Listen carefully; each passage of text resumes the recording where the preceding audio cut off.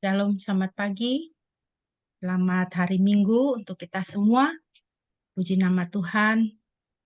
Pada pagi hari ini kita akan beribadah, mengucap syukur untuk semua kebaikan Tuhan dalam hidup kita yang sudah kita terima dari Tuhan, dan kita yakin berdasar firman Tuhan, Tuhan telah menyediakan, Tuhan sudah menyimpankan untuk kita banyak kebaikan di hari-hari yang akan datang, karena Dia adalah Bapa yang baik, yang memelihara hidup kita.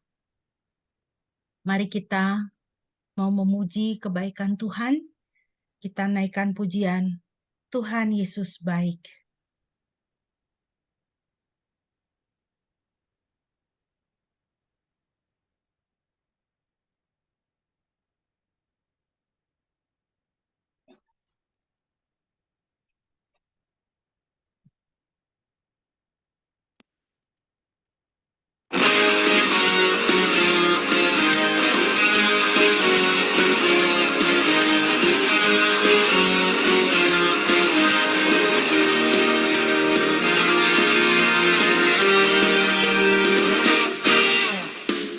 Tiada berkesudahan kasih setiamu Tuhan, selalu baru rahmat-Mu bagiku. Hari berganti hari, tetap kulihat kasih-Mu, tak pernah berakhir di hidupku. Tuhan Yesus baik, sungguh amat baik, untuk selama-lamanya. Tuhan Yesus baik, Tuhan Yesus baik, sungguh amat baik, untuk selama-lamanya. Tuhan Yesus baik.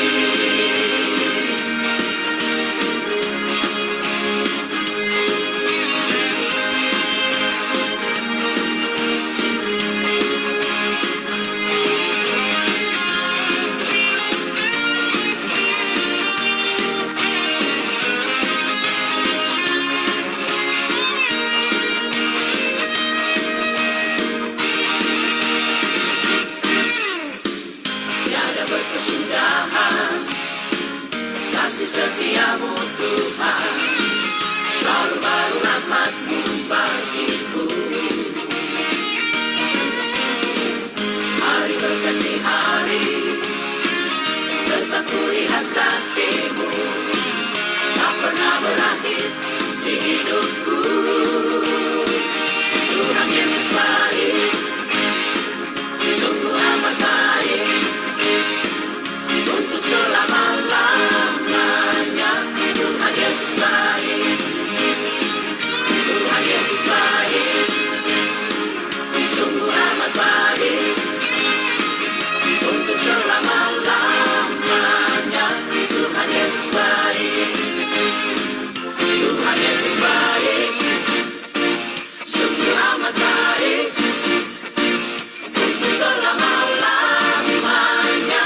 Tuhan Yesus baik, Tuhan Yesus baik, sungguh amat baik, untuk selama-lamanya.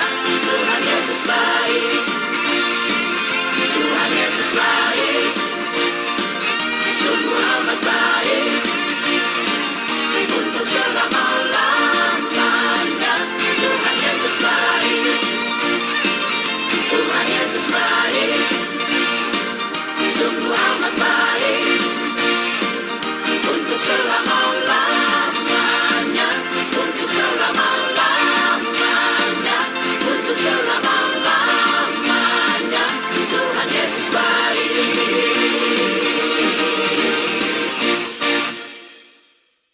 Haleluya, puji nama Tuhan. Untuk selama-lamanya Tuhan Yesus baik, sampai selama-lamanya Tuhan Yesus baik. Mari kita akan menthabiskan ibadah kita dipimpin oleh Bapak Pendeta, kami persilakan.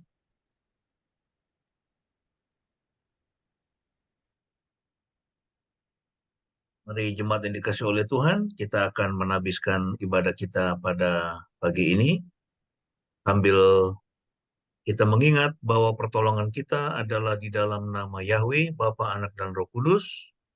Kiranya damai sejahtera dari Yahweh, Bapa, Anak, dan Roh Kudus menyertai kita sekalian mulai saat ini sampai selama-lamanya. Haleluya.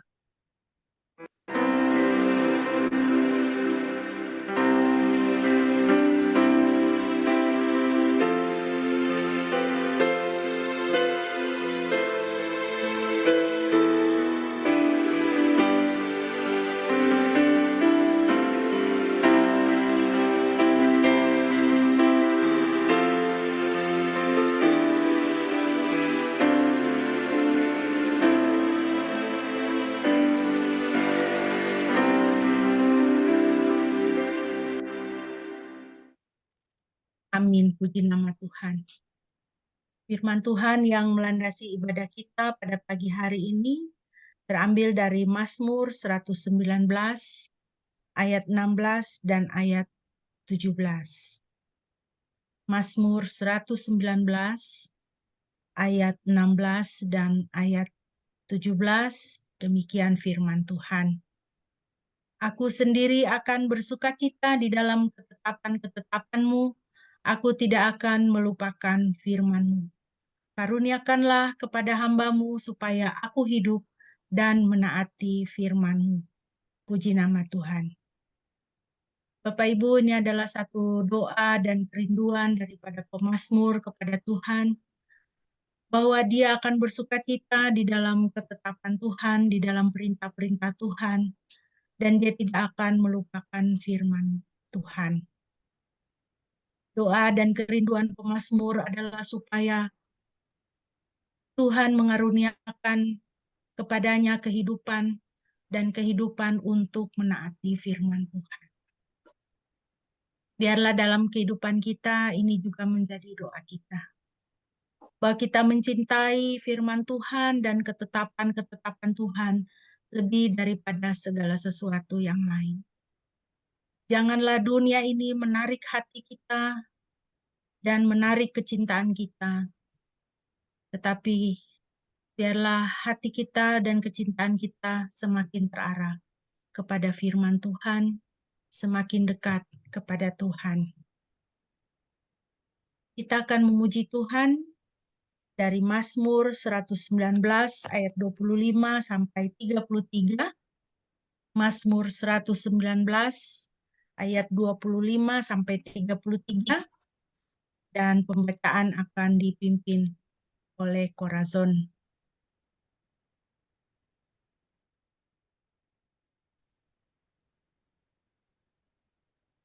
Mazmur 119 ayat 25 sampai 33.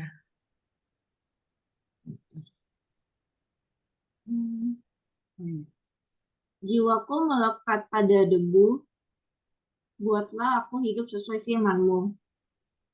Aku telah menyatakan jalan-jalanku, dan Engkau memerhatikanku. Ajarlah aku ketetapan-ketetapan-Mu.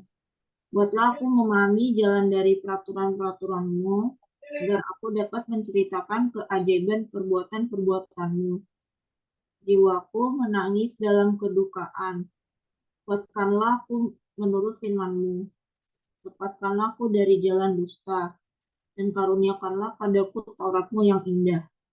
Aku telah memilih jalan kebenaran. Aku telah meletakkan keputusan-keputusan-Mu di hadapanku. Aku telah melekat kepada kesaksian-kesaksian-Mu, ya Yahweh. Janganlah mempermalukan aku. Aku akan mengejar petunjuk perintah-perintah-Mu, karena Engkau akan melapangkan hatiku. Ya Yahweh, ajarilah aku jalan ketetapan-ketetapan-Mu, dan aku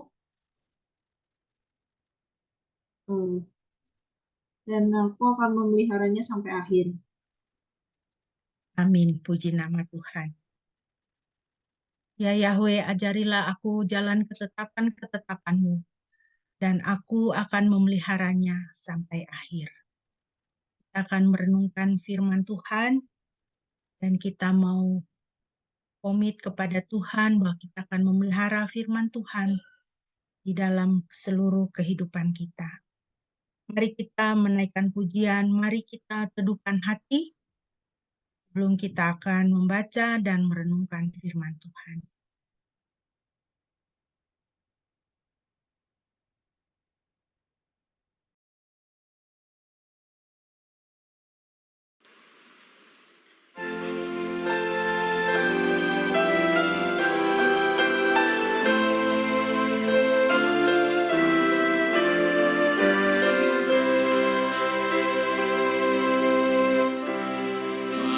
Mari kita teduhkan hati di hadapan Tuhan. Sujud menyembah kepada-Nya dengan hormat rendah.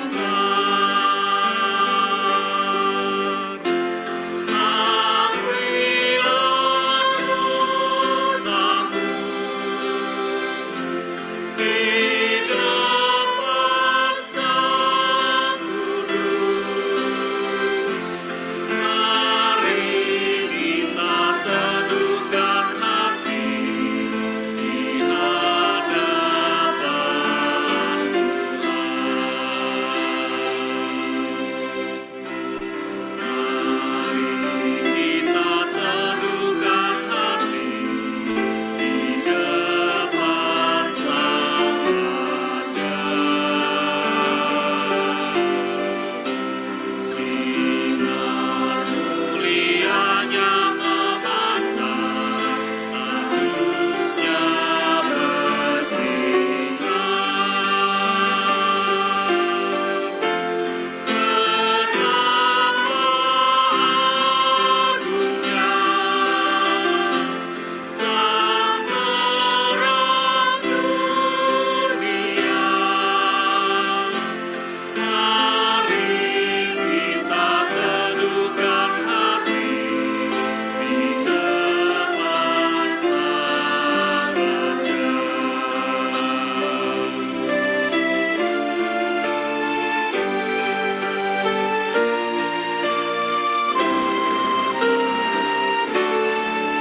Mari kita teduhkan hati, rasakan lahirnya.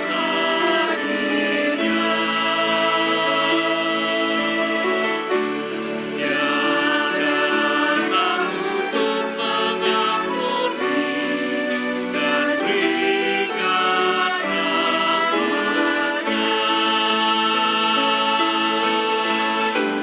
Tiada yang mustahil bagi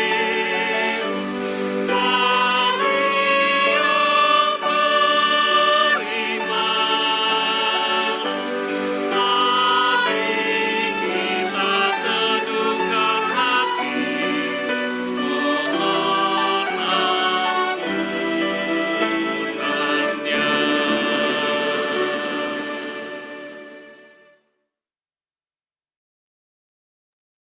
Doa dan pemberitaan firman Tuhan akan disampaikan oleh Bapak Gembala. Baik, Dipersilakan. mari kita bersatu dalam doa sebelum kita membaca dan merenungkan firman Tuhan. Kami kembali datang di hari perhentian yang Tuhan sediakan untuk beribadah kepadamu, untuk mengingat bahwa kami adalah ciptaan dan Engkau adalah pencipta kami. Dan Engkau yang sudah memelihara kami, menjaga kami, menolong kami, berkati kami selama 1 minggu terakhir ini. Dan pagi ini kami datang kepada Tuhan dengan hati yang melimpah dengan syukur. Atas perkenanan-Mu, kami boleh menjalani hari-hari kami di dalam anugerah Tuhan. Saat ini Tuhan, kami rindu kembali membaca dan merenungkan sebagian dari kebenaran firman-Mu. Kiranya firman-Mu menolong kami untuk bertumbuh secara rohani, menjadi semakin serupa dengan Kristus. sehingga hidup kami dimanapun kami berada menjadi berkat bagi sesama kami. Berkatilah waktu ini ya Tuhan, kami siap untuk membaca, merenungkan, dan mendengarkan firman Tuhan.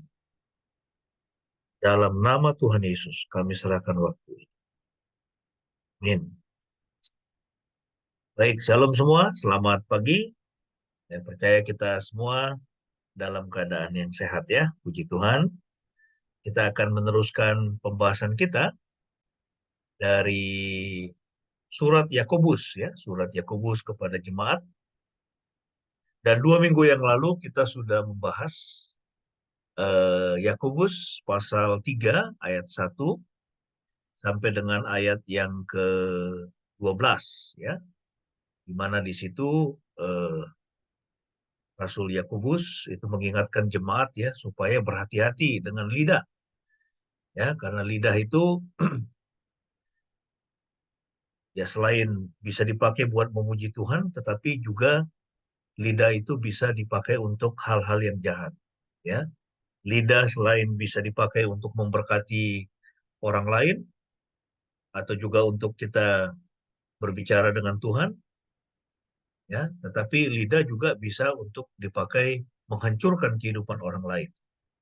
Ya, nah sehingga kita harus hati-hati dan inti yang kita bisa dapatkan dia dari pembahasan mengenai lidah itu 2 minggu yang lalu itu adalah kita harus senantiasa menjaga hati kita ya dengan segala kewaspadaan, karena apa yang keluar dari lidah kita ya, apa yang keluar dari ucapan kita itu sesungguhnya meluap ya, itu dari hati kita.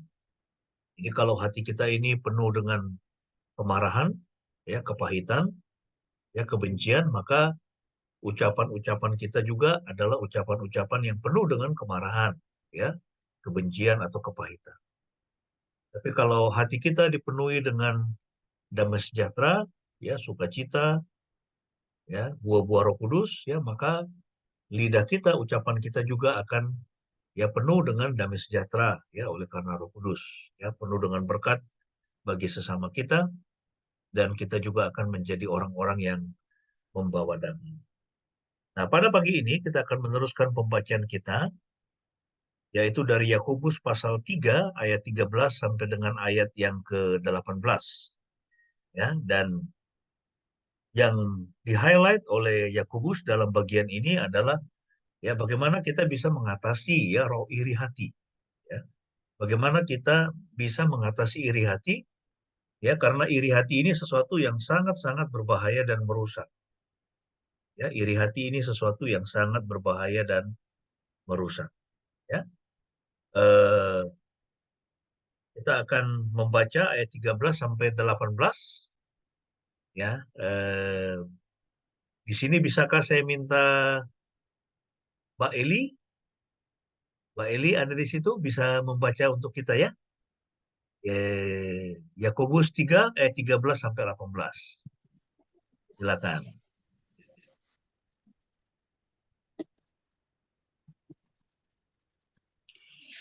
Yakobus 3 ayat 13 sampai 18. Siapakah yang bijaksana dan penuh pengertian di antara kamu? Biarlah ia menunjukkan perilaku yang baik melalui perbuatannya dalam hikmat dan lemah lembut. Namun jika kamu mempunyai iri hati, kepahitan, dan mementingkan diri sendiri dalam hatimu, maka janganlah bermegah dan berdusta melawan kebenaran. Itu bukanlah hikmat yang turun dari atas, tetapi dari dunia, dari nafsu manusia, dan dari setan. Sebab di mana ada iri hati dan mementingkan diri sendiri, di sana ada kekacauan dan segala perbuatan jahat. Namun hikmat yang dari atas pertama-tama adalah murni, selanjutnya pendamaian, baik hati, penurut, penuh kemurahan, dan buah-buah yang baik, tidak memihak dan tidak munafik. buah-buah kebenaran itu ditaburkan dalam damai bagi mereka yang membawa damai. Amin. Amin. Tuhan, terima kasih.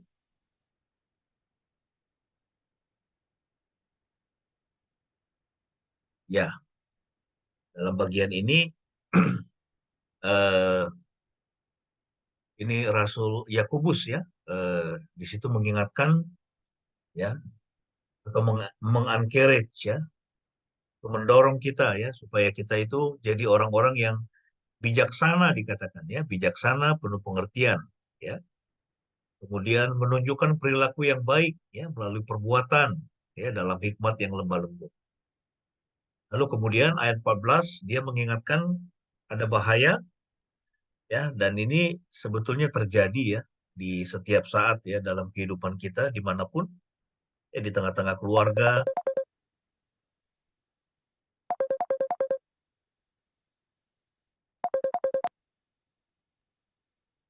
Ya, mohon maaf ya. Oke. Nah, jadi di tengah-tengah keluarga juga di dalam pergaulan ya, di tengah-tengah masyarakat ya, itu eh, iri hati itu sangat-sangat merusak ya, itu sangat-sangat mengganggu ya. Ayat 14 dikatakan, namun jika kamu mempunyai iri hati, kepahitan dan mementingkan diri sendiri dalam hatimu, ya janganlah bermegah dan berdusta melawan kebenaran ya.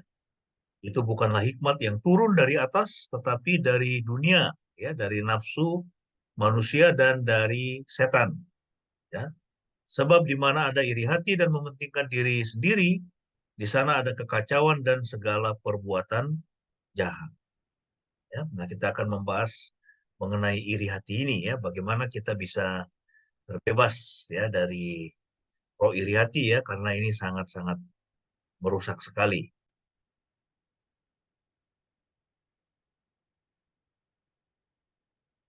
Ya, bagaimana mengatasi roh iri hati ya, itu yang menjadi topik kita pada pagi hari ini. Tadi kita sudah membahas ya, ini ayatnya tadi. Jadi kalau orang itu punya iri hati ya, kepahitan dan mementingkan diri sendiri ya, ini jadi satu masalah yang serius ya di tengah-tengah jemaat ya, dan Rasul Yakobus itu mengatakan itu bukanlah hikmat yang turun dari atas ya, tetapi dari dunia ya, dari nafsu manusia dan dari setan. Ya, sebab di mana ada iri hati dan mementingkan diri sendiri, di sana ada kekacauan dan segala perbuatan jahat. Ya, jadi kalau ada iri hati, sikap mementingkan diri sendiri, ya maka akan terjadi kekacauan dan perbuatan jahat. Oke. Nah, sekarang pertanyaannya apa sih iri hati itu? Ya, jadi definisi dari iri hati itu adalah ya, iri hati adalah sebuah kejahatan dalam hati yang tidak terlihat hingga sebuah peristiwa memunculkannya. Jadi iri hati itu sesuatu yang seringkali tersembunyi begitu, ya, seringkali tersembunyi ya, tidak terlihat. Iri hati biasanya atau sering digambarkan sebagai ya iblis bermata hijau. Ya, nah ini saya perlihatkan ada beberapa gambar di sini, ya. Nah, Anda kalau melihat gambar ini, kira-kira Anda melihat, ya, ini adalah teman kerja ini ya. Ini sesama teman kerja, tapi yang satu kelihatannya ya dia ya itu mendapatkan sesuatu ya, atau dia berhasil ya itu meraih sesuatu begitu ya. Lalu kemudian temannya itu melihat. Ya. Nah, kita tidak tahu ya. Ini sering sekali kita tidak tahu apa yang dipikirkan oleh orang lain ya terhadap kita. Ya, atau apa yang dipikirkan oleh wanita yang di tengah ini ya kepada temannya ya yang ada di sebelahnya, yang kelihatan itu kegirangan begitu ya. Ya, dia sepertinya bahagia sekali ya. Tapi kelihatan dia tidak suka. Dia sepertinya tidak suka. Oh, bukan saya yang mengalaminya ya, kira-kira begitu. Ya, nah, ini adalah salah satu gambaran iri hati. Ya, nah, kalau Anda melihat ini gambar ini, kira-kira ini gambar ini menceritakan apa ini? Ini iri hatinya di mana? Ini mereka melihat apa ya? Apakah melihat tasnya? Ya, mungkin tas ya, dari wanita ini mungkin kelihatan tasnya bagus begitu ya. Lebih bagus dari punya mereka. Jadi ada orang yang dia melihat barang yang dimiliki oleh orang lain, ya, atau mungkin orang itu lebih lebih cantik mungkin, ya, atau pakaiannya lebih bagus, ya, lalu kemudian dia merasa terganggu ya di dalam hatinya. Ya, nah, itu adalah salah satu gambaran dari iri hati. Nah, ini paling banyak ya. Ini kalau kita lihat ya, kita pasti mungkin ya di antara kita pernah mengalaminya. Ya, kita tidak suka karena nilai kita kurang bagus, nilai kita jelek, sementara teman kita itu punya nilai yang sangat bagus. Oh, dia melulu yang juara begitu. Ya, lalu kemudian kita merasa pahit ya dengan diri kita. Ya, ini seperti ya ini anak kecil ya, anak SD yang ada di sebelah kanan ini. Ya, itu temannya dapat nilai sempurna A+. Ya, tapi wajahnya seperti itu kenapa? Karena dia tidak mendapatkan nilai yang sama. Nah, ini juga adalah gambaran ya atau contoh-contoh dari iri hati. Ya, dalam bahasa Inggris, iri hati itu dipakai kata envy, ya. Itu beda ya dengan jealous ya. Kalau jealous itu cemburu. Ya, itu beda ya, cemburu dengan iri hati. Kalau cemburu itu adalah eh, kita memiliki sesuatu, ya, lalu kemudian milik kita itu coba dirampas ya oleh pihak lain. Ya, kita memiliki sesuatu, lalu milik kita coba dirampas atau dalam proses dirampas oleh pihak lain, lalu kemudian kita menjadi cemburu. Ya, nah, jadi cemburu itu sebetulnya juga eh, itu adalah itu sesuatu yang rohani juga ya, dalam pengertian bahwa Tuhan kita juga adalah Tuhan yang cemburu ya. Dia cemburu ketika Israel itu mereka menyembah berhala ya, karena Israel harusnya menyembah Tuhan. Ya, Tuhan itu marah, Tuhan cemburu kalau kita misalnya bertanya kepada roh-roh peramal atau kita pergi ke dukun misalnya, atau kita tidak menghormati hari Sabat misalnya, ya, yang seharusnya kita khususkan ya untuk datang kepadanya, memuji memuji dia, menyembah dia, ya. Tetapi kita tidak melakukan itu, Tuhan menjadi cemburu, ya. Seorang istri yang cemburu ya ketika suaminya tidak setia misalnya, ya, karena suaminya adalah miliknya dia. Nah, jadi cemburu itu adalah sesuatu yang rohani, ya, itu sesuatu yang benar ya, karena Tuhan sendiri ya itu adalah Tuhan yang cemburu ya kalau kita lihat di dalam Alkitab. Tetapi iri hati itu beda. Ya, iri hati itu adalah ya kita tidak memilikinya, tapi orang lain memilikinya. Kita lihat orang lain memilikinya, lalu kemudian kita menjadi sakit dengan diri kita. Ya, kita kemudian menjadi pahit dengan diri kita. Ya, kemudian kita menjadi marah dengan diri kita. Kenapa kok bukan saya yang dapat A+? Ya. Kenapa kok bukan saya yang naik jabatan? Kenapa orang lain ya yang dapat promosi misalnya? Kenapa bukan saya? Ya, nah, jadi kita kemudian ya itu menjadi pahit ya dengan diri kita. Ya, nah, ini seperti ini gambarannya ya. Itu dia melihat orang lain ya, dia berada posisi yang lebih tinggi, dia posisi lebih rendah, dia melihat kepada itu orang lain ya, kemudian dia menjadi nggak suka. Ya, itulah iri hati ya. Dalam bahasa Inggris dipakai kata envy ya. A big problem you didn't know you had ya. Jadi ini sering sekali iri hati ini adalah sebuah masalah besar yang sering kali ya banyak orang tidak menyadari bahwa dia memilikinya. Dan ini bahaya, saudara ya, kalau kita punya masalah iri hati tetapi kita tidak mengetahui bahwa kita memilikinya. Ya, nah ini contohnya adalah ini siapa ini? Yakub, ya. Yakub punya 12 anak, ya, tapi kemudian di dalam Alkitab dikatakan satu hari dia membuat jubah yang maha indah, ya, jubah yang maha indah kepada anaknya yaitu Yusuf. Ya, jadi Yusuf itu adalah anak favorit. Lalu kemudian saudara-saudaranya nggak senang, ya. Ini kok bapak saya ini pilih kasih, gitu. Pada Yusuf dibuatkan jubah maha indah, tapi kepada kami kok tidak. Ya, nah jadi mereka itu iri hati. Lalu kemudian satu waktu mereka dapat kesempatan, mereka menangkap si Yusuf, ya, sempat dilempar ke sumur. Tapi kemudian waktu mereka berpikir untuk mau membunuhnya, lalu ada salah satu dari mereka yang memikirkan, jangan kita bunuhlah. Ya, ini kan adalah untuk saudara kandung kita, ya, kita jual saja dia. Ya, kemudian Alkitab mengatakan dia dijual, ya, kepada orang Ismail, ya, kemudian dia menjadi budak nanti di Mesir. Ya, ini adalah perjalanan hidup dari Yusuf yang, ya, dia mengalami kesulitan dalam hidupnya oleh karena ada masalah iri hati. Ya, di dalam hati ke-11, ke-10, ya, waktu itu Benyamin belum ada. Ya, ke-10 saudara-saudaranya iri hati kepada Yusuf sehingga kemudian dia dijual, ya, dia kemudian menjadi budak, ya, budak di rumah Potifar. Ya, ini adalah salah satu masalah iri. Apakah iri hati itu? Yang pertama, iri hati itu adalah perasaan tidak suka, ya.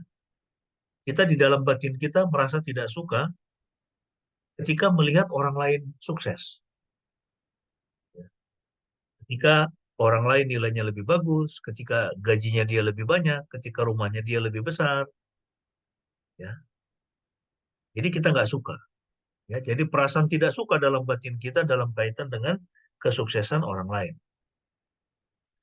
Yang kedua, iri hati itu adalah sakit, ya. Jadi di dalam hati kita atau batin kita, ya, kita merasa sakit. Sakit dalam batin yang Anda rasakan, ya, ketika seseorang memiliki apa yang Anda inginkan. Ya, ini seperti anjing yang di sebelah kiri, dia ingin dapat tulang tulang yang lebih besar, tapi dia nggak punya, dia cuma punya tulang yang kecil. Ya, sehingga dia merasa pahit, ya, dengan dirinya. Ya, dia merasa iri hati. Atau seperti ini, ya, kita melihat orang lain selalu juara, ya. Terus itu punya banyak trofi di rumahnya, ya, toh kita nggak punya trofi, ya, saya nggak punya trofi di rumah saya, ya. Tapi kita melihat ada orang-orang yang sejak muda selalu menang, menang, menang, menang, menang, dan banyak sekali trofi, banyak sekali penghargaan.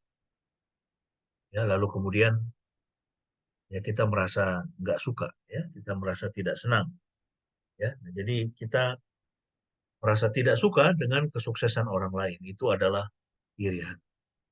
Nah, apa karakteristik dari iri hati? Jadi iri hati itu sesuatu yang biasanya itu tersembunyi, ya. Makanya ini hati-hati, saudara. Kalau kita punya masalah iri hati, ya, itu sesuatu yang tersembunyi, ya. Itu tidak kelihatan, ya. Anda di tempat kerja pun hati-hati, ya. Anda di tengah-tengah apa namanya itu pergaulan dengan para tetangga Anda itu hati-hati. Ya, bisa jadi ada orang lain yang iri hati kepada Anda. Ya, di tempat kerja bisa jadi orang lain iri hati kepada Anda. Itu biasa itu. Ya, banyak itu terjadi seperti itu. Ya, khususnya di dunia kerja. Nah, di dunia bisnis juga, ya. Nah, di sini ada Bu Metan, ya, yang punya toko, ya, toh. Itu selalu ada itu tetangga-tetangga itu orang lain yang kemudian apa ngerasani, ya, toh, merasa iri hati. Ya, sebuah warung misalnya dia buka warung ayam goreng, kemudian nggak jauh dari tempat dia ada warung ayam goreng yang lain, ayam goreng yang di sana itu rame terus, dia punya sepi terus. Ya, itu orang bisa iri hati. Ya. Nah, jadi karakteristik dari iri hati itu adalah biasanya tersembunyi ya terbungkus oleh sebuah hasrat yang tampaknya baik dan yang menipu mata mengenai isu-isu yang sifatnya ya itu secondary, ya jadi bukan isu-isu utama. Ya kelihatannya apa namanya, dia itu hasratnya baik, ya tetapi sebetulnya itu menipu. Ya ini contohnya dalam Lukas 13 ayat 10 sampai 17 kita melihat bagaimana orang-orang Farisi dan ahli-ahli Taurat itu iri hati ya kepada Yesus. Mereka iri hati kepada Yesus. Kenapa Yesus lebih populer? Kenapa Yesus pengajarannya lebih disukai? Lebih banyak pengikutnya. Ya kalau lebih banyak pengikutnya pasti juga lebih banyak duitnya, iya kan? Ya, itu Jesus Ministry itu di abad yang pertama itu, ya itu jangan pikir itu adalah kelompok orang-orang gembel, ya, atau kelompok atau satu organisasi itu penginjilan yang miskin, enggak. Saya yakin pasti banyak duitnya, ya makanya sampai mereka punya anggota itu adalah bendahara raja kan, yang juga menjadi murid Yesus. Sampai Yudas itu kan suka curi uang juga kan dia, uangnya pasti banyak, ya karena pengikutnya banyak, ya dan pengikutnya itu macam-macam, mulai dari lapisan bawah sampai ya itu perwira-perwira Roma juga ada, ya karena ada yang disembuhkan oleh Yesus, ya anaknya. Ya, nah jadi itu adalah sebuah krusid yang besar, ya sebuah apa namanya itu organisasi misi yang besar ya pada masa Yesus itu ya di mana dia sebagai ya, pimpinannya ya sebagai guru mereka. Nah itulah sebabnya mengapa orang-orang Farisi dan ahli Taurat ya mereka itu nggak senang ya mereka itu nggak senang, mereka merasa iri hati ya terhadap kesuksesan ya dari Yesus. Ya sehingga dalam Lukas 13 ayat 10 sampai 17 ya di situ dikatakan pada suatu kali Yesus sedang mengajar dalam salah satu rumah ibadat pada hari Sabat. Di situ ada seorang perempuan yang telah 18 tahun dirasuk roh sehingga ia sakit sampai bungkuk punggungnya dan tidak dapat berdiri lagi dengan tegak. Ketika Yesus melihat perempuan itu, ia memanggil dia dan berkata kepadanya, "Hai ibu, penyakitmu telah sembuh." Ya, lihat perhatikan di sini Yesus ya mengajar dalam rumah ibadat, dalam sinagog pada hari Sabat ada orang sakit 18 tahun dirasuk roh jahat sampai sakit bungkuk punggungnya, tidak dapat berdiri dengan tegak. Kemudian waktu Yesus melihat perempuan itu, ia memanggilnya dan berkata kepadanya, "Hai ibu, penyakitmu telah sembuh." Lalu Yesus meletakkan tangannya atas perempuan itu dan seketika itu juga berdirilah perempuan itu dan memuliakan Tuhan. Tapi kepala rumah ibadat gusar karena Yesus menyembuhkan orang pada hari Sabat.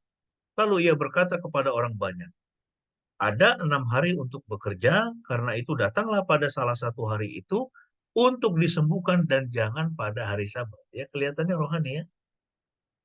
Itu kepala rumah ibadat. Berarti apa? Kalau kepala rumah ibadat dia pasti seorang imam, ya. Itu pendeta senior itu, ya kan? Itu pendeta senior di sinagog itu. Ya, itu rabi senior itu. Kepala rumah ibadat dia menjadi gusar karena Yesus menyembuhkan orang pada hari Sabat. Kemudian dia bilang ia berkata kepada orang banyak, ada 6 hari untuk bekerja. Karena itu datanglah pada salah satu hari itu untuk disembuhkan dan jangan pada hari Sabat tuh. Hari Sabat itu nggak boleh bekerja. Dan menyembuhkan orang yang sakit dianggap sebagai melanggar hukum Sabat bagi si kepala rumah ibadat ini. Nah, Tuhan Yesus bilang apa? Tetapi Tuhan menjawab dia katanya, "Hai orang-orang munafik." Ya, itu orang-orang munafik. Orang munafik itu adalah apa yang dia katakan tidak seperti yang dia lakukan. Orang-orang munafik ini orang-orang berbahaya ya. Hai orang-orang munafik. Ya, ini kalau kita lihat sekarang ini musim pilpres ini kan, begitu banyak orang-orang munafik. Akhirnya mulai muncul satu-satu itu. Yang kita yang kita pikir baik, benar, jalannya benar, tapi ternyata munafik. Bilang, enggak lah, aku belum layak, aku belum bisa. belum bisa jadi wapres, masih terlalu muda, banyak orang lain lebih baik, tapi akhirnya dia terima juga gitu kan. Nah, itu namanya munafik, saudara. Ya. Kita ini harus jadi orang yang apa yang kita katakan. Yang kita buat harus sejalan dengan apa yang kita katakan. Kalau yang kita katakan tidak sejalan dengan apa yang kita buat, kita adalah orang munafik. Nah, ini kepala rumah ibadat ini, Tuhan Yesus menyebutnya sebagai orang-orang munafik.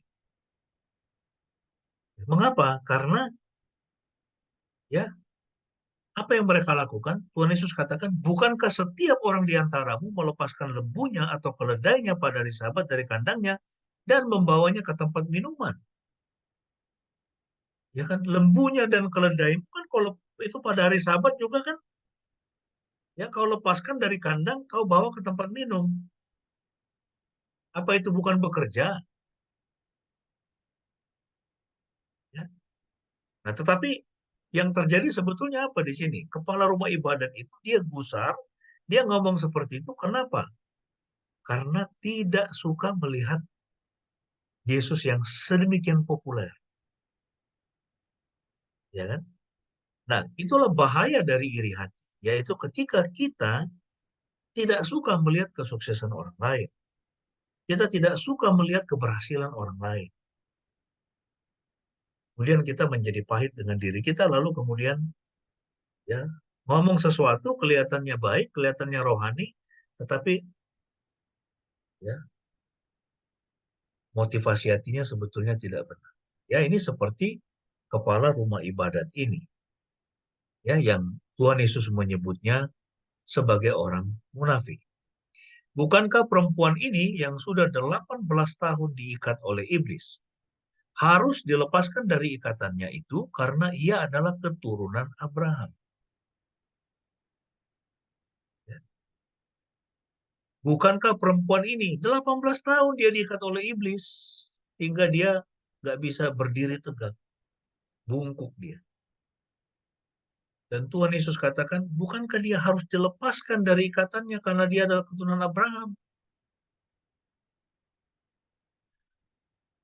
Nah, jadi ngeri ya kalau kita lihat itu masalah iri hati itu bisa menimbulkan kekacauan.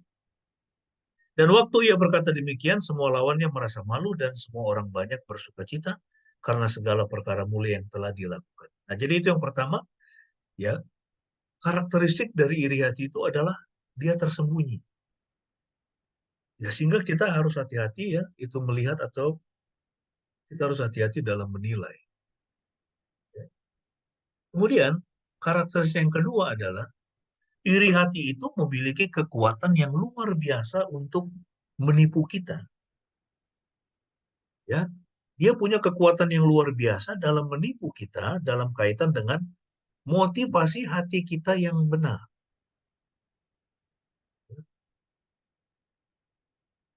Jadi iri hati itu punya kekuatan yang luar biasa untuk menipu. Dalam gereja iri hati adalah sebuah masalah yang serius antar gereja dan di dalam gereja. Ya, saya pernah ketemu satu pendeta gereja besar di Jogja yang menjelek-jelekkan gereja lain yang besar juga ya, di Jogja, ya, tapi yang kemudian apa itu banyak ngambil jemaatnya dia gitu ya. Jadi ini pendeta ini beliau sudah ini almarhum ya, jadi dia sakit hati begitu ya karena jemaatnya banyak yang pergi ke gereja itu. Wah, saya bilang ini repot juga itu. Padahal jemaatnya ini saya lihat masih sangat banyak ya, ribuan gitu. Tapi dia merasa terganggu sekali ya dengan kehadiran ada satu pendeta muda, lalu kemudian jemaatnya itu banyak dibawa ya itu pergi ke gereja itu, ya, itu ke gereja dia. Ya, jadi dia menjelek-jelekkan ya itu pendeta itu kepada saya. Itu dalam gereja, saudara ya, dalam dunia kerja, wah itu lebih gila lagi pasti, banyak sekali. Ya, di sekolah juga ya kepastian. Ya, nah jadi itu ciri khas yang kedua, memiliki kekuatan yang luar biasa untuk menipu kita. Nah, contoh-contoh iri hati dalam Alkitab kita bisa melihat misalnya kisah Ishak dan Ismail ya, kita tahu itu ya. Ketika Sarah melihat anak yang dilahirkan Hagar, perempuan Mesir, bagi Abraham sedang main dengan Ishak, anaknya sendiri, katalah Sarah kepada Abraham, usirlah hamba perempuan itu beserta anaknya. Sebab anak hamba ini tidak akan menjadi ahli waris bersama-sama dengan anakku Ishak. Ini. Ya. Jadi karena Sarah ngomong seperti itu, Abraham ya, kemudian mengusir Hagar. Ya, kenapa Sarah tidak mau ahli waris itu dibagi, di-split antara Ismail dengan Ishak. Dia mau semua warisan Abraham itu adalah kepada Ishak. Ya, itu masalah iri hati. Ya, iri hati itu adalah sikap mementingkan diri sendiri yang akarnya adalah kepahitan.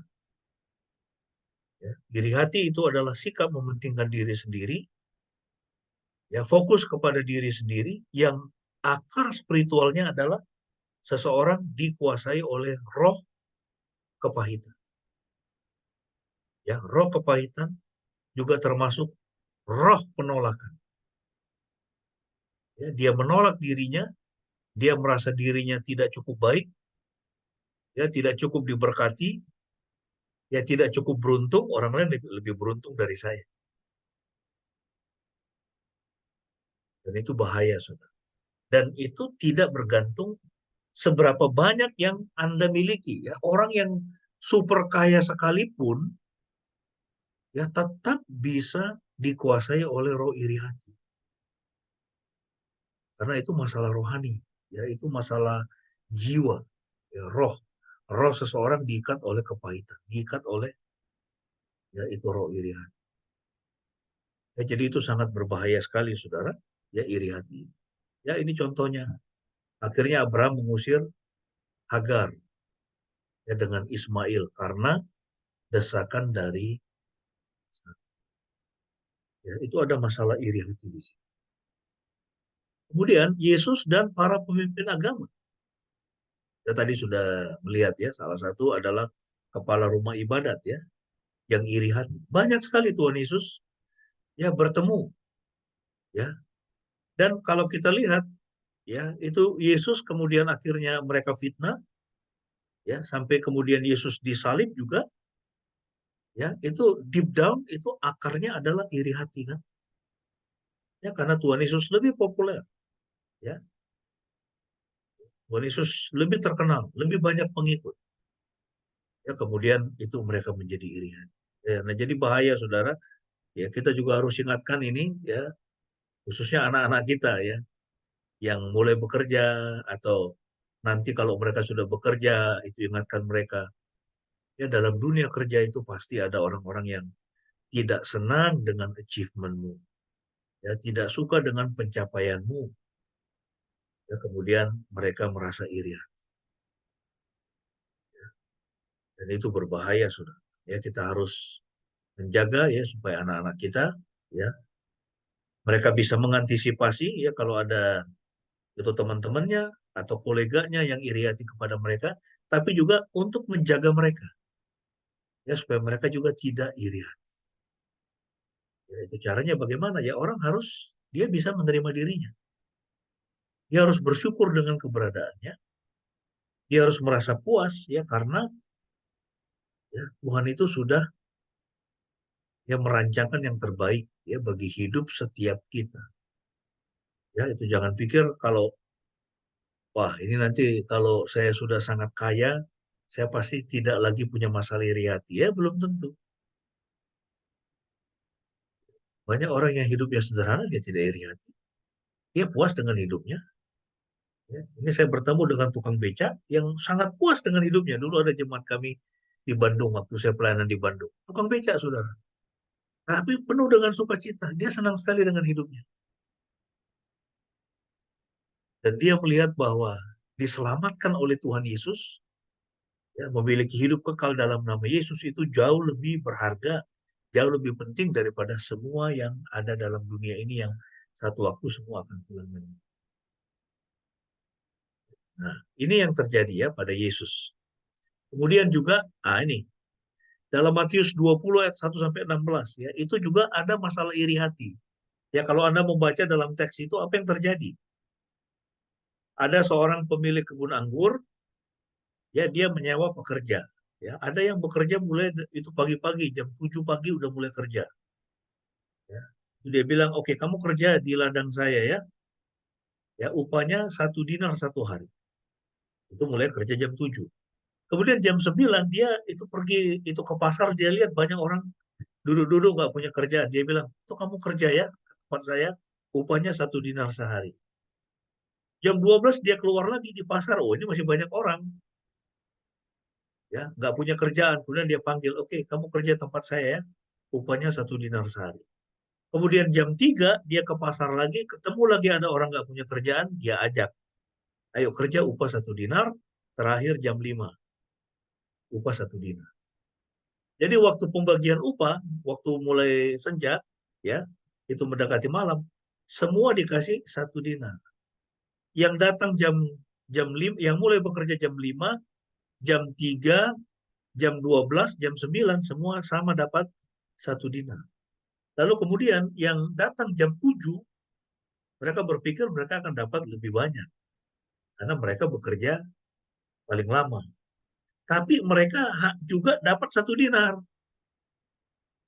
Kemudian mereka bersungut-sungut, dia bilang, kok cuma 1 dinar, kami kan kerja lebih lama. Lalu sang tuan bilang, lo kan perjanjiannya 1 dinar, upahnya 1 dinar. Nah, sebetulnya perumpamaan ini itu dipakai oleh Tuhan Yesus untuk menegur orang Farisi dan ahli Taurat. Ya, menegur dalam hal apa? Tuhan Yesus menegur mereka. Dia mengatakan, mengapa kamu tidak suka kalau aku bermurah hati pada orang lain?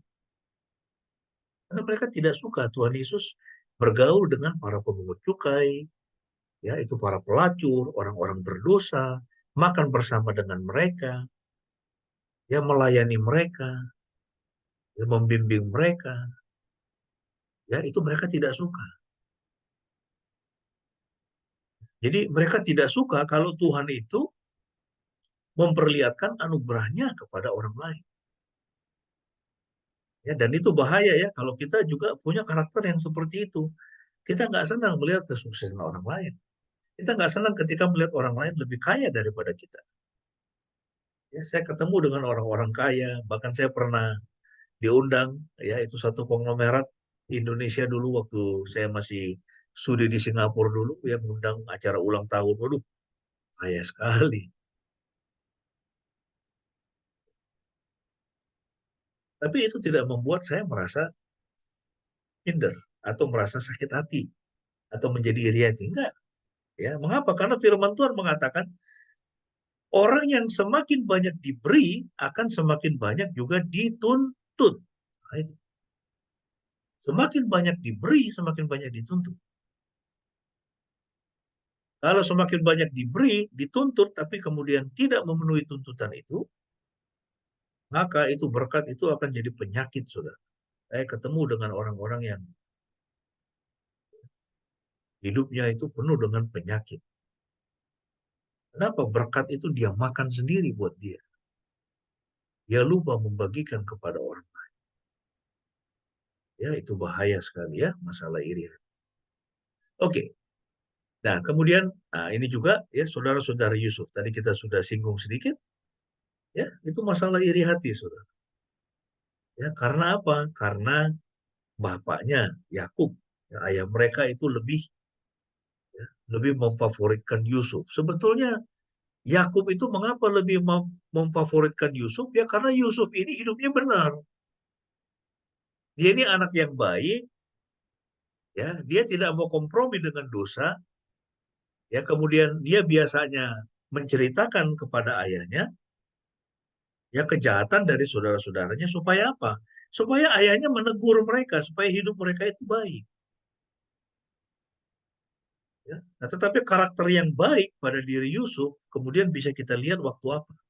Ketika dia sudah jadi orang nomor 2 di Mesir, saudara-saudaranya datang, akhirnya dia membukakan siapa dirinya, mereka ketakutan setengah mati, Kemudian Yusuf menghibur mereka dan mengatakan, jangan takut, aku ini Yusuf. Tuhan suruh aku pergi ke Mesir untuk memelihara kehidupan satu bangsa yang besar. Dia tidak dendam. Dia tidak dendam. Ya, dia sudah beres dengan dirinya. Yusuf sudah beres dengan dirinya. Dia tidak marah, dia tidak balas dendam kepada saudara-saudaranya yang sudah jebloskan dia ke sumur, kemudian menjual dia kepada orang Ismail sampai kemudian dia menjadi budak. Dia difitnah lagi itu oleh istri Potifar, masuk penjara. Tapi itulah prosesnya bagaimana Tuhan bekerja dalam hidup Yusuf. Dia tidak punya masalah iri hati. Saudara-saudaranya punya masalah iri hati. Ya. Nah, ini juga murid-murid dari Yohanes Pembaptis. Ya, ini juga mereka ada masalah iri hati ya, karena Yesus dan murid-muridnya membaptis lebih banyak. Ya. Tapi kemudian, nah ini, ya, ada perdebatan antara murid-murid Yohanes dengan orang-orang Yahudi. Kemudian mereka datang kepada Yohanes dan berkata kepadanya, ya, ini murid-murid ya dari Yohanes. Dia yang ada bersama engkau di seberang Yordan, yang kau ceritakan itu, lihatlah dia sedang membaptis dan semua orang datang kepadanya. Yohanes berkata, ya, nah jadi ini sebetulnya ada masalah iri hati ya di sini. Yesus sudah membaptis, semua orang datang kepadanya, ya, jadi dia lebih terkenal daripada Yohanes. Ya, sehingga murid-muridnya membatin, ya, ada masalah iri hati di situ. Kok Yesus ini kok lebih top? Gurunya murid-murid Yesus ini kok lebih top daripada Yohanes? Ya, ini guru kami. Yohanes berkata, tidak seorang pun dapat memperoleh sesuatu kecuali dikaruniakan kepadanya dari surga. Nah, ini penting, saudara. Ini kalimat yang luar biasa ya, perlu kita pegang. Tidak seorang pun dapat memperoleh sesuatu kecuali dikaruniakan kepadanya dari surga. Jadi semua yang ada pada kita hari ini, itu bisa ada pada kita karena dikaruniakan oleh Tuhan dari surga. Kamu sendiri adalah saksiku saat aku mengatakan, aku bukanlah Mesias, tetapi aku diutus untuk mendahuluinya. Yang memiliki mempelai wanita adalah mempelai pria. Namun sahabat mempelai pria yang berdiri dan mendengarkannya sangat bersuka cita karena suara mempelai pria itu. Itulah sukacitaku dan sekarang telah penuh. Dia harus makin bertambah dan aku makin berkurang. Dia yang datang dari atas berada di atas segalanya. Ia yang datang dari bumi berasal dari bumi dan berkata-kata dari bumi. Dia yang datang dari surga berada di atas segalanya. Ya, nah ini saudara. Jadi Yohanes dia menyadari siapa dirinya, sehingga dia mengatakan dia harus makin bertambah.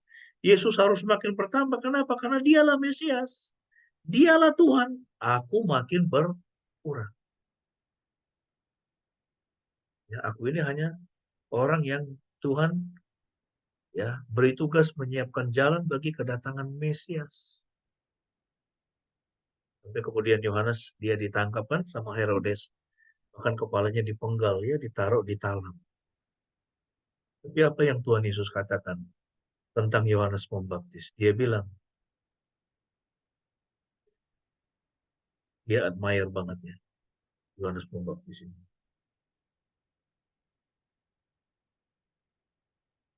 Dia harus makin bertambah dan aku makin berkurang. Ya seharusnya itulah ya sikap kita sebagai anak-anak Tuhan. Kalau kita mau dibebaskan, ya kalau kita punya masalah iri hati dan mau dilepaskan dari masalah iri hati, maka kita harus memuliakan Tuhan. Ya, fokus hidup kita adalah untuk memuliakan Tuhan, bukan memuliakan diri kita. Ya, sehingga apapun yang Tuhan izinkan boleh terjadi atas hidup kita, kita pakai untuk memuliakan Dia. Nah, sekarang bagian yang terakhir, ya, mengapa orang bersikap iri hati atau punya masalah iri hati? Ya. Jadi iri hati itu adalah apa? Tadi saya sudah jelaskan, akar spiritualnya adalah kepahitan. pahit dengan dirinya. Ya, pahit dengan dirinya. Nah, roh pahit itu, roh kepahitan itu bisa datang mulai kapan? Mulai anak-anak. Ya, iri hati itu mulai anak-anak ya. Kenapa? Anak-anak ini bertumbuh kurang kasih. Ya, khususnya anak-anak yang berasal dari keluarga ya atau orang tua yang disharmoni. Mereka kurang mengalami kasih sehingga pahit. Ya, penuh dengan kepahitan dalam hidupnya. Maka ya, kalau dia kurang kasih, dia melihat ini orang tuanya tidak harmonis kehidupannya. Ya, kemudian akhirnya apa?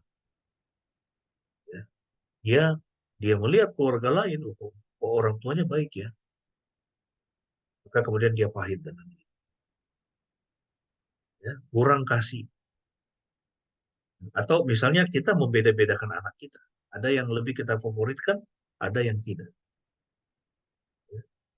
Sehingga yang kurang difavoritkan itu, atau tidak difavoritkan, atau kurang mendapatkan kasih itu kemudian punya masalah Pak, iri hati. Oh, saya diperlakukan beda. Ya. Makanya kita sebagai orang tua harus itu hati-hati. Kita harus belajar supaya kita bisa memperlakukan anak-anak kita itu ya dengan seimbang. Ya, tidak pilih kasih, ya jangan pilih kasih. Kemudian yang kedua itu orang bersikap iri hati karena ada apa? Ada rejection, ya, ada penolakan. Ya contohnya saudara-saudara Yusuf. Mereka mengalami penolakan. Mereka merasa penolakan. Ya, kenapa kok kepada Yusuf diberikan jubah yang maha indah? Kok kami enggak? Mereka merasa tertolak. Ya, mereka merasa kurang berharga, kurang dihargai oleh ayah mereka yang. Ya. Nah, ini yang kedua. Kemudian yang ketiga, ada ambisi pribadi. Ada ambisi-ambisi pribadi yang tidak kudus. Sehingga orang kemudian bersikap iri hati. Akarnya apa? Akarnya sebuah pergulatan untuk menemukan identitas diri. Ya, dia merasa belum ya belum puas dengan dirinya, ya belum puas dengan hidupnya. Ya. Dia haus dengan pujian, ya mengejar pujian. Ya, jadi ada ambisi pribadi, itu bahaya sekali sudah. Ya, kita harus ambisi-ambisi kita itu harus kita kuduskan, kita sucikan. Ya, dalam pekerjaan, dalam studi kita, ya kan? Dalam kehidupan kita itu bermasyarakat. Ambisi kita bukan supaya orang lain itu kagum dengan kita, jangan. Ya, ambisi kita itu adalah bagaimana hidup saya ini bisa berguna bagi orang lain. Ya, bagaimana saya bisa memberkati hidup orang lain. Ya, bagaimana supaya hidup mereka bisa lebih baik dengan kehadiran saya. Jadi kita tidak memanipulasi orang lain. Ya, ini zaman pilpres ini ya, musim-musim menjelang pilpres, pilkada, pileg ini kita lihat tuh. Ya, bisa kemudian kita lihat itu orang itu akhirnya mulai terkuak kan satu demi satu. Ambisi. Itu ada itu calon presiden yang dia bilang begini. Apa namanya? Dia sampai berdoa ya, doanya maksa Tuhan itu. Tuhan, sebelum aku mati izinkan aku untuk aku bisa memberi makan rakyat Indonesia.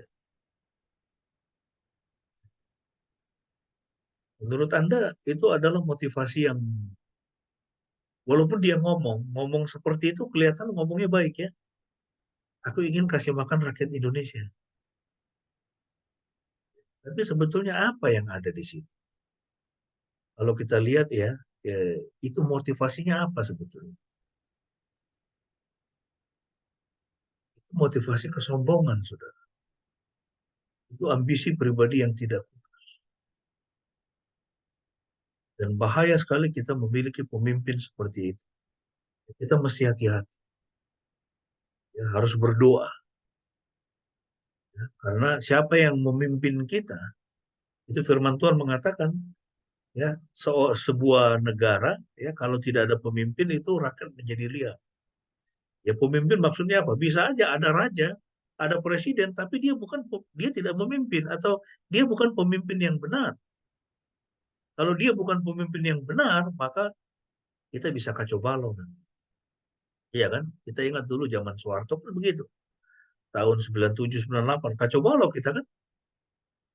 Ada presidennya, ada pemimpinnya, tetapi tidak dipercaya. Terjadi huru-hara, begitu banyak orang mati. Ya, nah jadi ambisi-ambisi pribadi berakar pada sebuah pergulatan untuk menemukan identitas diri. Ya, jadi kita mesti hati-hati ya memilih pemimpin. Ya, kalau orang itu sedemikian berambisinya, itu bahaya. Ya, itu pemimpin itu harus apa ya? Dia harus terpilih atau dia harus memimpin ya atau dipilih secara natural. Orang bisa melihat bahwa oh ini adalah pemimpin yang baik. Jadi kalau ada misalnya anggota legislatif ya, ini kan sekarang di mana-mana kan begitu kan, itu serangan fajar, kasih duit supaya memilih dia. Kalau ada calon legislatif kayak begitu, jangan pernah pimpin orang kayak begitu. Ya, itu jangan pernah pilih orang seperti itu. Ya, karena nanti begitu dia jadi pemimpin, dia akan korupsi, pasti.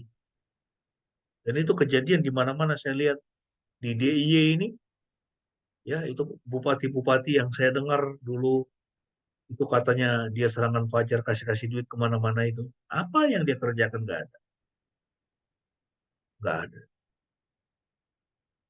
Karena begitu dia jadi pemimpin, dia hanya sibuk untuk mengembalikan dan menambah, ya mengembalikan uang yang sudah dia keluarkan dan bisa menambah lebih banyak sebagai keuntungan pribadi.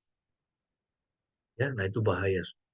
Nah, jadi ini orang bersikap iri hati, kurangnya kasih, ya makanya anak-anak kita harus hidup di dalam apa namanya hubungan kasih yang benar, ada penolakan dan ada ambisi pribadi dan yang terakhir ada kepahitan, ada kepahitan. Ya, contohnya ini Kain dan Habel ini. Ya, Kain pahit dengan hidupnya, dengan dirinya, karena persembahannya ditolak sehingga dia kemudian membunuh Habel. Ya, jadi kalau kita masih punya kepahitan dalam hidup kita harus membereskan kepahitan itu supaya kita bisa dibebaskan dari iri. Ya, ini sebagai penutup kita kembali melihat Yakobus 3:14-17. Jika kamu menaruh perasaan iri hati dan kamu mementingkan diri sendiri, janganlah kamu memegahkan diri dan janganlah berdusta melawan kebenaran. Itu bukanlah hikmat yang datang dari atas, tetapi dari dunia, dari nafsu manusia, dari setan. Sebab di mana ada iri hati, ya jadi iri hati itu ya disejajarkan dengan sikap mementingkan diri sendiri. Ya, di mana ada iri hati dan mementingkan diri sendiri, maka di situ akan ada apa? Kekacauan dan segala macam perbuatan jahat. Ya, orang yang iri hati, mementingkan diri sendiri, maka akan muncul kekacauan, segala macam perbuatan jahat. Tetapi hikmat yang dari atas adalah pertama-tama murni, selanjutnya pendamai, peramah, penurut, penuh belas kasihan, dan buah-buah yang baik, tidak memihak dan tidak punah. Ya, nah bagian terakhir apa konsekuensi dari iri hati? Orang yang iri hati maka yang pertama matanya menjadi jahat. Kenapa matanya menjadi jahat? Karena dia tidak suka melihat kesuksesan atau hal baik yang dimiliki orang lain. Ya, matanya menjadi jahat. Kemudian yang kedua, perbuatannya menjadi jahat. Konflik. Iri hati menyebabkan konflik. Kemudian kegilaan, pembunuh. Ya, Saul berusaha membunuh Daud. Yesus difitnah, kemudian akhirnya dihukum mati oleh para imam. Jadi itu semua akarnya itu adalah iri hati. Dan yang terakhir, ya iri hati untuk kesehatan Kalau kita punya masalah iri hati itu bahaya sekali, saudara. Karena iri hati ternyata akan membuat tulang-tulang kita menjadi lapuk, ya, mengalami osteoporosis. Makanya sekarang ini mulai banyak anak muda, bukan hanya orang tua loh, kena osteoporosis. Masih muda, sudah kena osteoporosis. Ya. Itu kenapa? Ada masalah iri hati. Temannya bisa punya iPhone, dia nggak punya iPhone. Ya, itu temannya, itu dia lihat ada itu orang yang bisa beli Hermes harga 100-200 juta, tas, dia nggak punya. Kemudian dia iri hati. Iri hati itu akan membuat tulang menjadi rapuh dan bukan hanya itu, lebih jauh lagi, kanker tulang. Dia akan membusukkan tulang-tulang itu. Ya. Dan itu ada ayatnya di dalam Amsal 14 ayat yang ke-30. Ya, Amsal 14, nah, ini osteoporosis. Nah, ini ayatnya. Amsal 14 ayat 30. Hati yang tenang menyegarkan tubuh, tetapi iri hati membusukkan tulang. Kenapa? Iri hati itu akarnya apa? Pahit pada diri sendiri. Ketika kita pahit pada diri sendiri, tulang-tulang kita itu akan jadi busuk, akan jadi rusak, akan jadi rapuh. Ya, jadi jauhkanlah hidup kita dari iri hati, ya, bersyukurlah dengan apa yang Tuhan sudah berikan untuk kita. Ya, siapa Anda berharga di hadapan Tuhan. Lakukan tugas Anda sebaik-baiknya. Ya, dan selalu tanamkan dalam pikiran kita, Tuhan tolong saya supaya hidup saya bisa menjadi berkat bagi orang. Kalau kita selalu pikirnya begitu, ya, kita berpikir untuk memperdayakan hidup orang lain, Tuhan pasti akan memberkati Anda.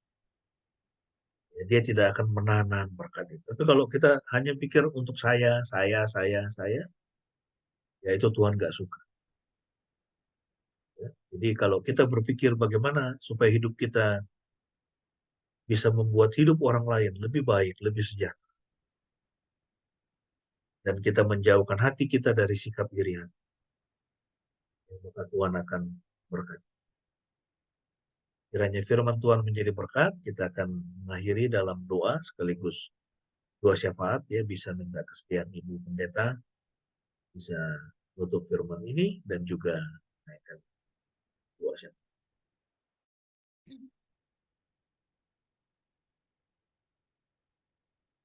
Baik, mari kita bersatu hati di dalam doa. Bapa, kami mengucap syukur Tuhan untuk pagi hari ini di mana kami boleh bersekutu dan kami boleh merenungkan kebenaran-kebenaran firman Tuhan. Bapa, kami menyerahkan hati dan pikiran kami ke dalam tangan-Mu Tuhan.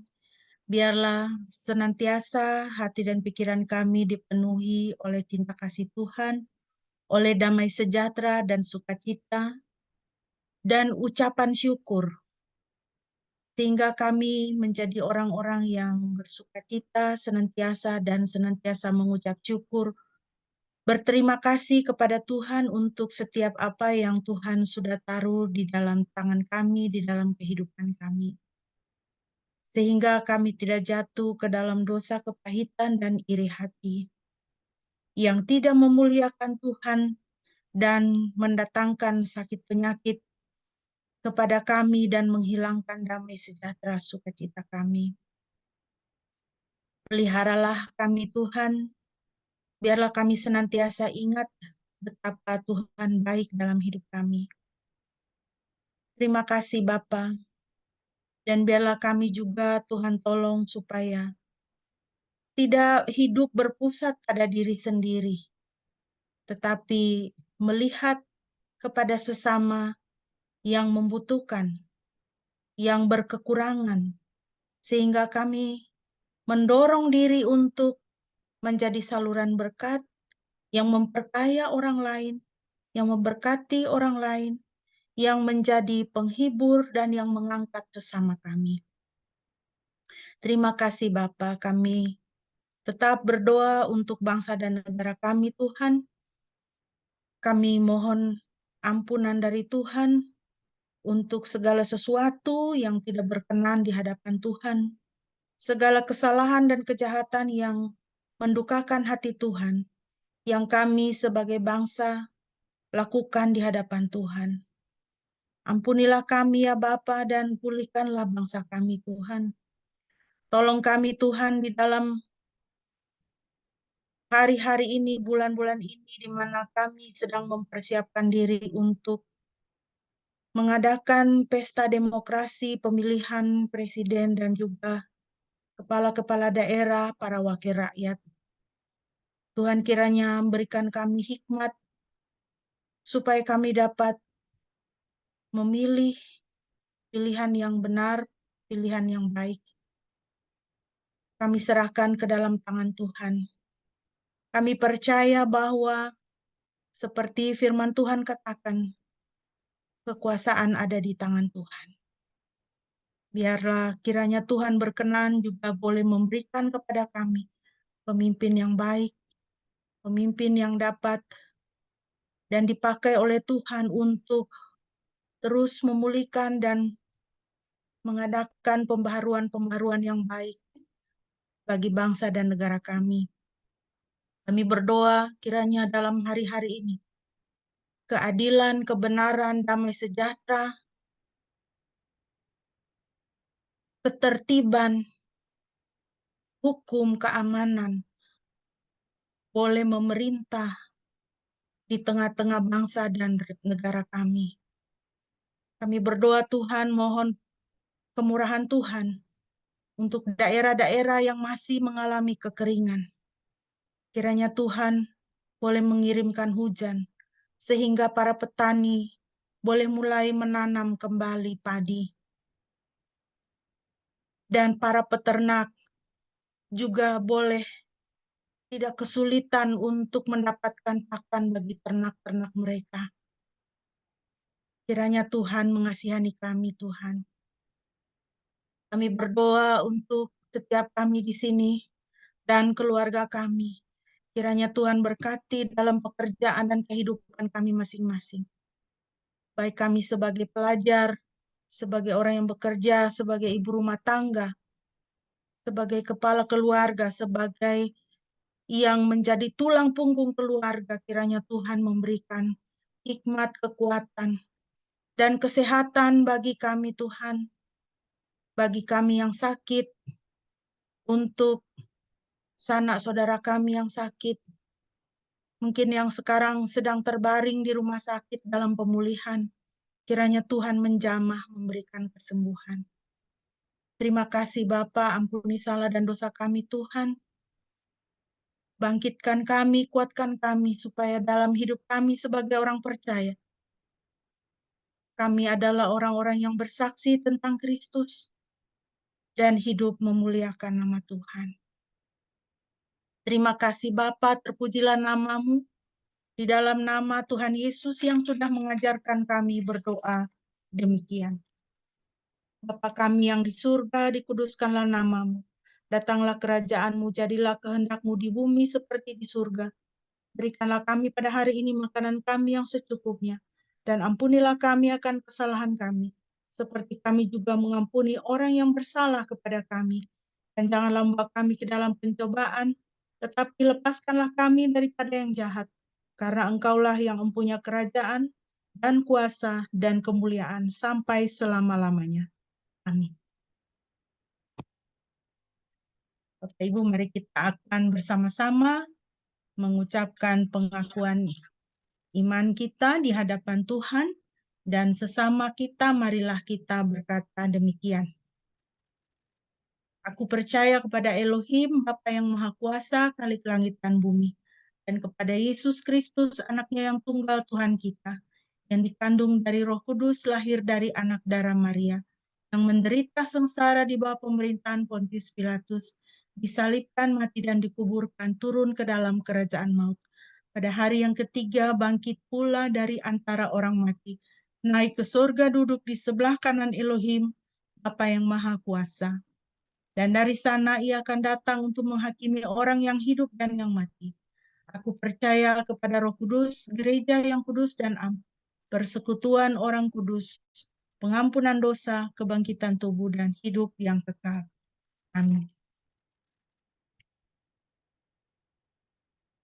Bapak Ibu, kita akan mengakhiri ibadah kita pada pagi hari ini, dan sebelum kita akan menerima berkat dan doa penutup yang akan disampaikan oleh Bapak Pendeta, mari kita kembali memuji Tuhan dari Kidung Jemaat 402, Kuperlukan Juru Selamat.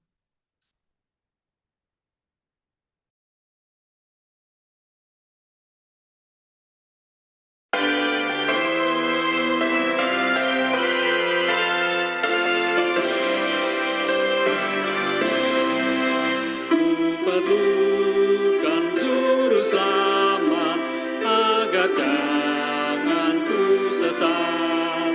Selalu harus ku rasakan bahwa Tuhanku dekat.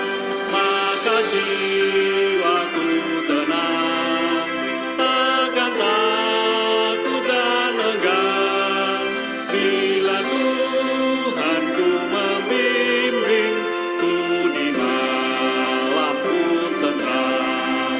Ku perlukan juru selamat karena imanku lemah. Hiburannya menguatkan, sungguh tiada bandingnya. Maka jiwaku tenang, takkan takut dan enggan bila Tuhanku membimbing ku di malam pun tenang. Ku perlukan juru selamat dalam langkah juangku. Siang malam suka duka dengan Tuhanku tempuh. Maka jiwaku tenang, takkan takut dan enggan bila Tuhanku membimbing ku di malam pun tenang.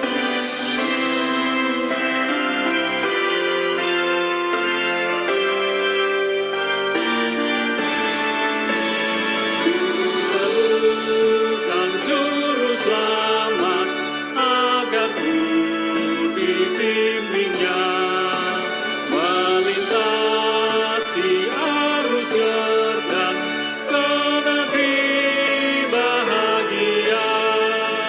Maka jiwaku tenang, takkan takut dan enggan bila Tuhanku membimbing ku di malam pun tenang.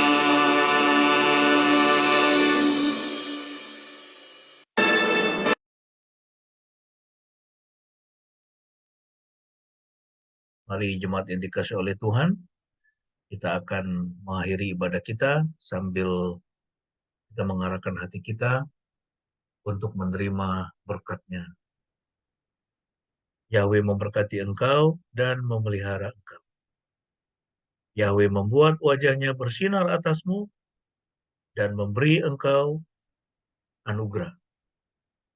Yahweh mengarahkan wajah-Nya kepadamu dan memberi engkau damai sejahtera.